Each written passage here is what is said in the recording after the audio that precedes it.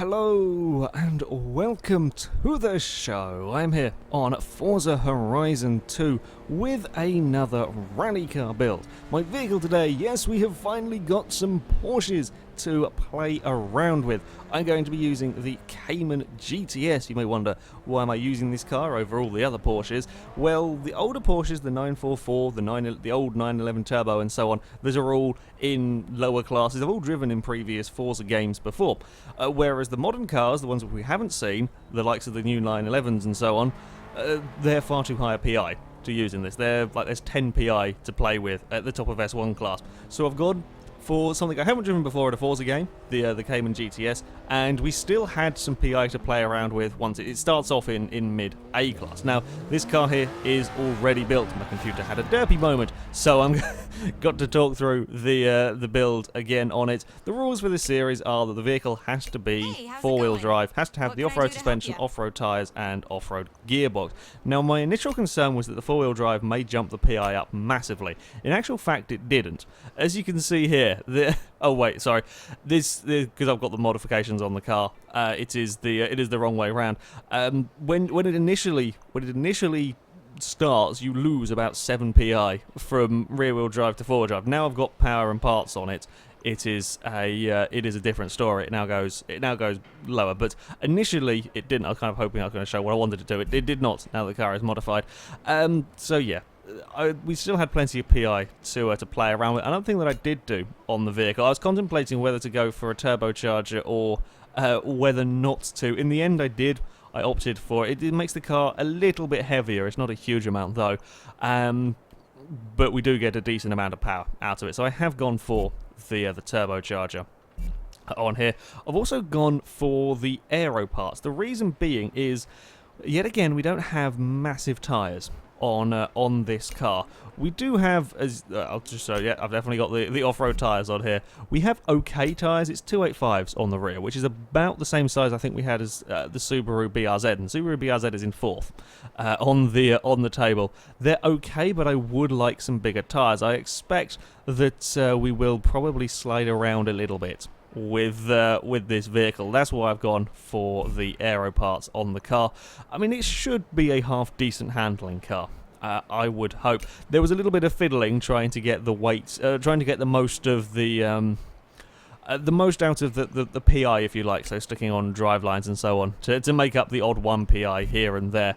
Of course, we've got the gearbox and the diff. As far as these parts go, we're going to have the maximum race brakes, race anti-roll bars and so on. Didn't go for a roll cage on this car. I figured that being a very modern sports car, we could probably get away with it. I don't actually know. It does drop the PI a little bit, adds a fair bit of weight. I think we can get away with it. I think it will be a good enough vehicle not to need it. Weight reduction, of course, as well. Puts it. It's a decent enough sort of weight, 2,600 pounds. There is a little concern I have though with this. In the power to weight ratio isn't amazing. It's not the most powerful car that we've seen. I think I only had room for a couple of these upgrades after putting the turbo on.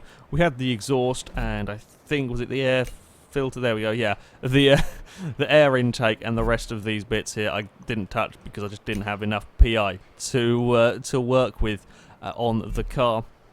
Yeah, my concern with the vehicle is power to weight ratio isn't particularly spectacular. We may not, much like the Carlton was a little bit too heavy really for this kind of thing, and while it was phenomenally quick through the first half of the lap, once it came to the final, in fact through most of the lap, it was the final corner, and getting out of the final corner it lost quite a lot of time. And I fear we may have a similar thing with this car, simply because it doesn't have the power of some of the certainly some of the top vehicles. It could go quite quickly. It could go very well. It could go. I'm expecting it to probably be in the top 10 if it handles nicely. If we have enough grip. I mean, the Subaru BRZ had, I think, pretty much the same tyres as this, and around the same power. So this could, I don't know. It's all going to come down to how well it deals with the course. Oh, the other thing that I was going to show you, well, you may have already noticed, we definitely do have the off-road suspension, but the car is not exactly high. Yeah, it's definitely got the off-road suspension. it's just not particularly... it's not got a huge amount of ride height. We've got away with low riding cars before. Things like the Ford GT40 have survived the course quite well, but it's always a potential issue, shall we say, that with suspension like this we're going to be bouncing it off the floor and having issues with the bumps. The last few cars have been okay, but I'm not quite sure what we're going to get from the Cayman. Right, we shall back out of here, and then we will go to our test track, the Forest Brawl circuit, where I am going to have 5 laps to go as quickly as possible and see where this car comes on the table. Yeah, my main concerns with this are a lack of power. The last car out, the Mazda Cosmo, we had real issues with just no grip through the turns. I don't think we're going to have that problem with the Porsche. We may see some oversteer possibly from this car, but I think we're going to be able to carry a lot more quarter speed than we could with the Mazda. It's the acceleration. It's not just sort of ultimate top speed, it's the acceleration out of the turns and so on that perhaps this car may struggle with, but we shall see. Through the first turn, how are we doing? We're not too bad. Through turn 1 actually, and the next one, oh, it's so nice having a car with grip down there. You see, in the Mazda, you could not be, or if you were flat out through there, you brush the wall on the outside. You're flat out in the Porsche, and it's nowhere even near the wall. We fly quite nicely over that jump. How much speed down here? I may have missed the checkpoint on the inside. Oh no, let me get away with that. I'm quite surprised. Oh, bumps are problems. Bumps and issues, we're okay. That's not filling me with confidence on this opening lap. It really did not like whatever I did there.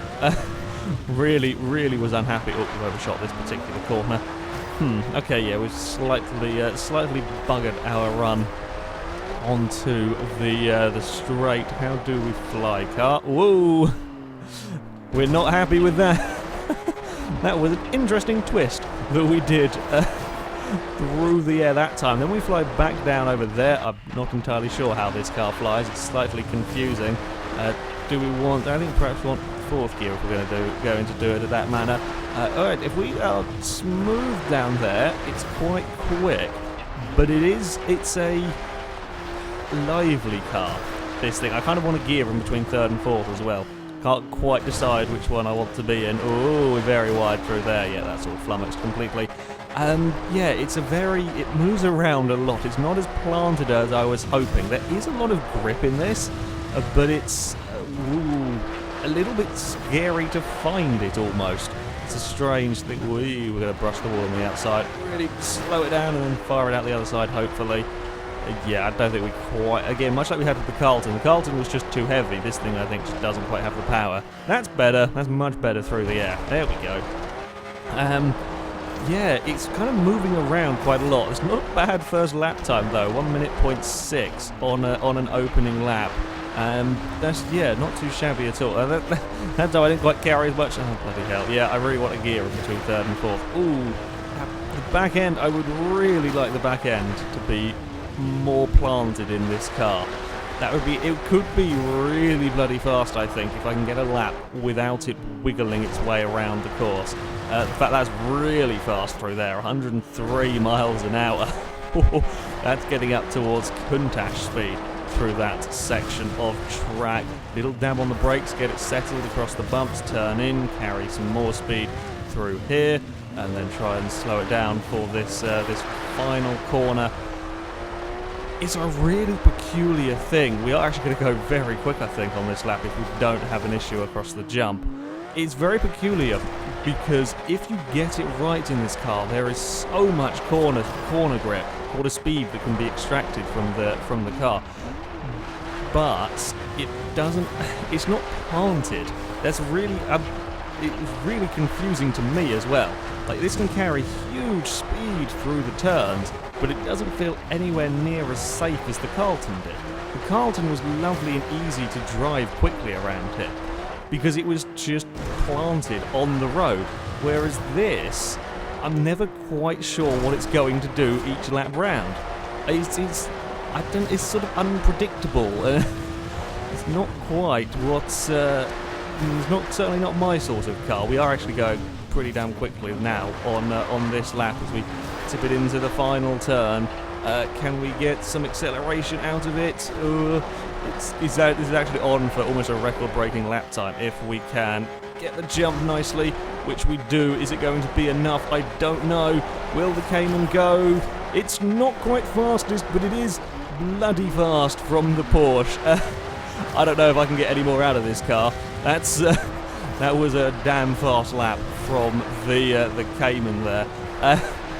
Yeah, it's the second fastest car we've had at the moment. I don't know whether I can get any more out of this vehicle on this final lap. I'm going to keep on pushing, though. I don't actually like it, though. It's always the way. Always the way. Some of the fastest cars I drive I don't actually like sometimes. We've cracked the windscreen on this final lap. I'm actually surprised the windscreen lasted this long. Often on the low-riding cars, the windscreen can be the first thing that goes on them. I'm trying to make the most. I think we've got too much sliding on the way out of that turn for a quick lap here. Boot it and hope for the Porsche. I think we probably want fourth for punch off the landing of the jump. I don't know if we're going quicker. We did not go quicker. It would have been a very similar lap time on that final one, though. Ooh. The Cayman goes into second place with a 59.376. We lost. Damn it! I was going to see if the spoiler lifts up. Well, they have the wing on the back there. This has got one of the move. Well, we don't have the wing on the back anymore. What does it? It has indeed disabled it. Yeah, it should have risen by now. Okay, having the spoiler on there doesn't. We don't have double wings at the back there. Yeah, having. I've got distracted now thinking about spoilers. Speed, yes, a 59.3 is a very, very, very quick lap time.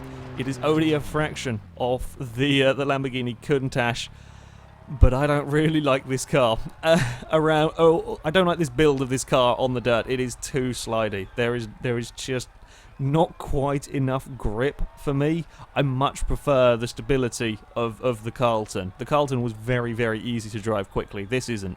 This is not at all easy to drive quickly. We've broken quite a lot of the bodywork here. In fact, we've broken all but one of the lights. It doesn't quite like the bumps as much. It's not too bad over the bumps, but it's this. It's almost the unpredictability of I come to a corner and I don't know what it's going to do. I don't know if we're going to have huge amounts of grip. If you get it just right, you can carry phenomenal corner speed with the car.